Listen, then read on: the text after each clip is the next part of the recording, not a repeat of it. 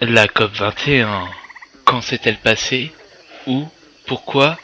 Quel en fut le dénouement? Voici quelques éclaircissements sur ce qu'est la COP21 et de quoi elle traitait. Il faut d'abord savoir qu'elle a eu lieu du 30 novembre au 11 décembre 2015 à Paris, afin de trouver des solutions pour ralentir le réchauffement climatique et sauver la Terre. Elle a rassemblé plus de 180 pays qui ont ensemble cherché des solutions et des accords. La plupart des pays qui y ont assisté ont fixé un objectif de réduction de la production d'énergie polluante.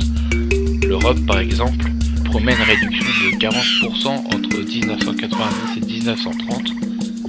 Mais certains pays comme la Chine ont préféré ne donner aucun chiffre.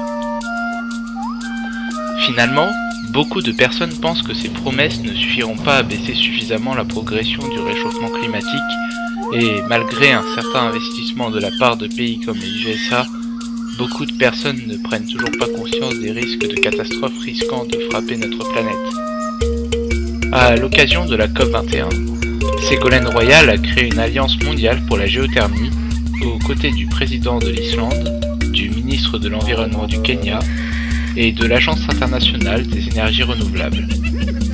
Dans la liste des solutions proposées à la COP21 sont donc apparues grâce à cette alliance de nouvelles coopérations technologiques. Par exemple, l'entreprise principale de géothermie en Islande a passé un accord avec le Mexique pour y implanter des centrales géothermiques. Il y a aussi une mobilisation financière, un partage du prix des risques de forage entre l'entreprise de géothermie française Géodep et ses investisseurs. Pour la ministre à l'origine de ces initiatives, l'énergie géothermique est une solution majeure de la lutte contre le réchauffement climatique. La centrale géothermique de Bouillante s'est par ailleurs fixé l'objectif de passer de 15 à 45 MW par heure en termes de production énergétique, par le biais d'un grand projet industriel.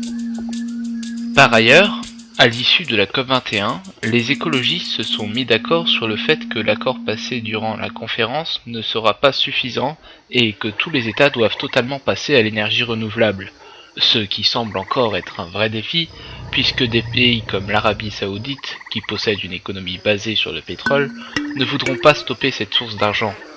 Beaucoup de pays en Afrique ont déjà du mal à redresser beaucoup de problèmes chez eux, comme la faim, la guerre, et ont autre chose à faire que de vider leur porte-monnaie dans les énergies propres. D'autres, comme les USA, ont du mal à se rendre compte du problème.